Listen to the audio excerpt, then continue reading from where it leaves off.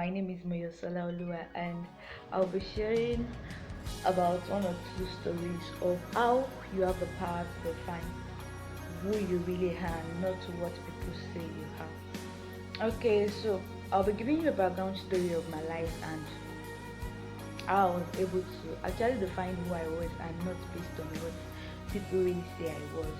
What's my secondary school days? I used to be a very skinny girl, and with the way God created me was that I didn't have hair on my front head. And okay, well, people usually say, acquiring hair, stuff like that, you don't have hair on your forehead and all that. And okay, I grew up having the mentality that okay, once you don't have hair on your forehead, then it means you are a ugly girl, and you're not just like I just grew up having that mentality that okay, I was not just beautiful, I was ugly and all that. So while I was taking admission, I kept carrying that mentality all over my head. I was not fine girl, just ugly and all that. And I kept on, I just kept on carrying that mentality. And okay, it it led to the point whereby I just had to stop smiling. Even when people greet me, I find it difficult to answer them. Why? Because I felt what's the essence of greeting someone who is ugly, someone who is not beautiful? So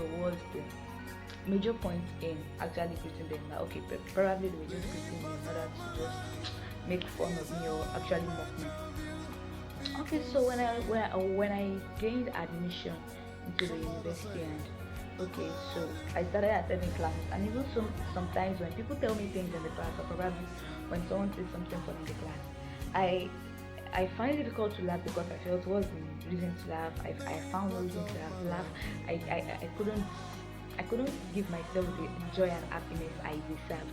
So then someone came up and someone just called me and said, "Hey, girl, call.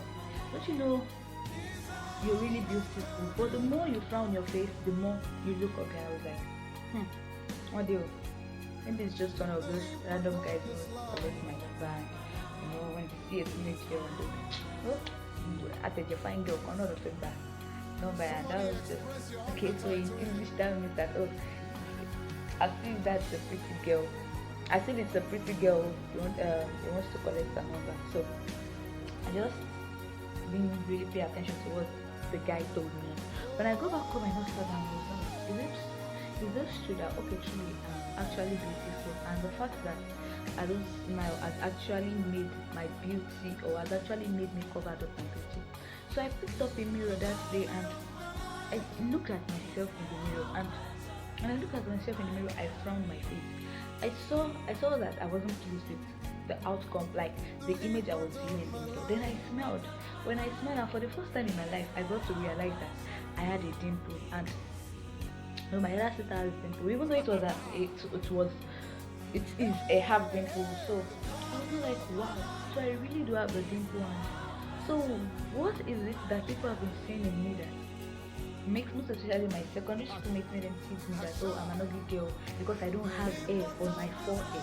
So that's just to define me that I am really ugly. So I now thought of it and I was like, no girl, you are beautiful.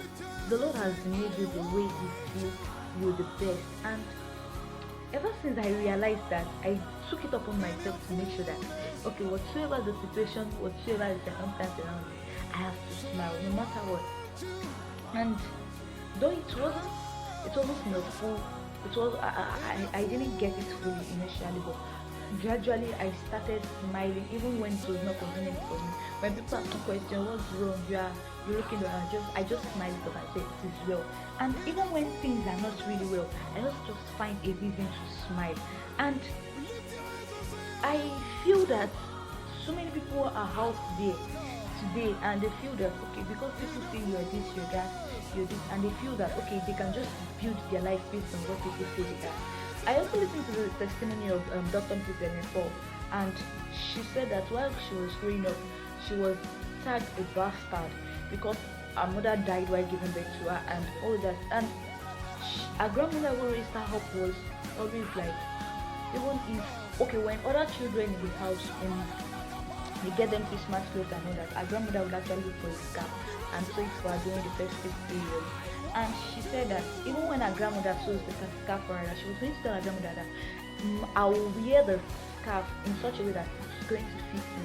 And she actually made up her mind that despite the fact that people called her a bastard, she was not going to allow the fact that she was people tagged her as a bastard to actually get into her head, but that she was going to strive hard to make sure that she actually make them change or eat up their words. Let me put it that way. That she will actually make them eat up their words.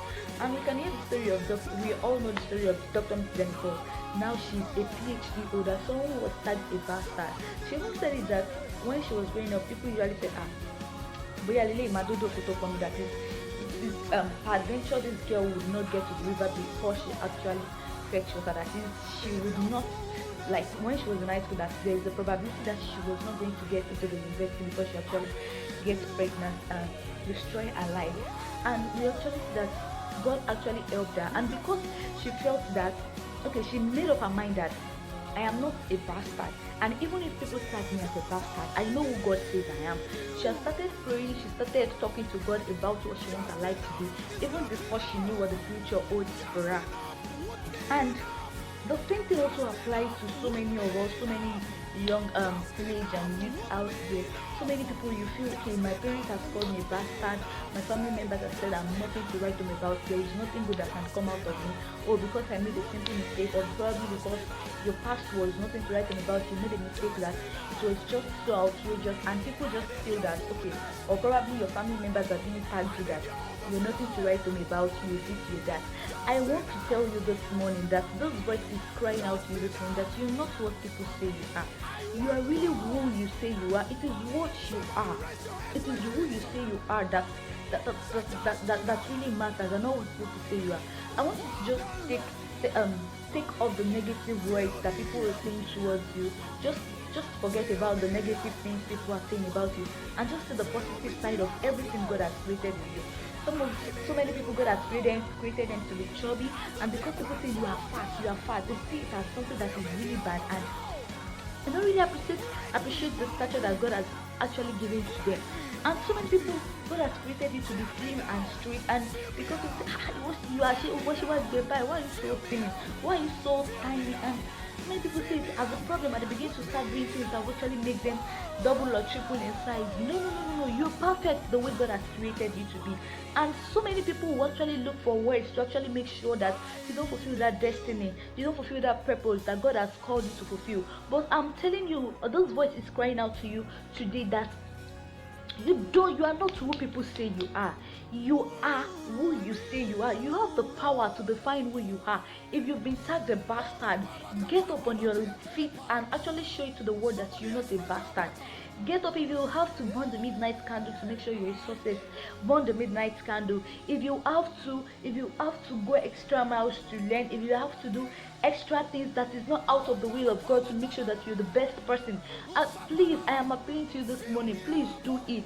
You have the power to define who you are. There is the scripture says that the power of life and death resides on the tongue. Whatsoever you confess, whatsoever you say you are, is who you really are. You're not who people say you are. This message is coming to each and every one of you listening to me this morning, that don't let circumstances define who you are. Don't let family define who you are. Don't let your family and friends define who you are. If people are saying negative things about you, stand up, go to the word of God, look at what the scripture is saying about your life, and just actually confess the scripture. Make positive confessions, and you will see your life turn around for good. You don't have to wait till you have a lot of money before you start to confess that you are rich. You don't have to start, okay, let me say this, you don't have to be on the television, you don't have to be on the news 24/7 before you start proclaiming it that you are a success, you are a great child, you are a city set upon the hill that cannot be hidden, you are a light of the world, you are the salt of the earth. Without you, your family will lose its savor. So why not just rise up to your duty? Why not just rise up and just pick yourself out of this pity party and just see yourself the way God is seeing you. See yourself as someone who is great. See yourself as someone who is ready to define purpose. And I pray that the Lord will help you in Jesus' mighty name. Just pick yourself out of that dunghill. Pick yourself out of that dungeon it seems you are, your past. Do not wallow in your past. Get up today. This voice is calling to you. Jesus is reaching out to you this morning. Jesus is reaching out to you today and is telling you that he has given you the power of life and death, and it resides on your tongue. All you just have to do is confess positively what you want for your life. Don't see yourself the way people say you are. Don't define yourself by what people say you are. Just make sure that you are doing your best and you are achieving God's plan and purpose for your life. And I pray that the Lord will help you in Jesus' name. Till next time, remain blessed. Make sure you define who you are.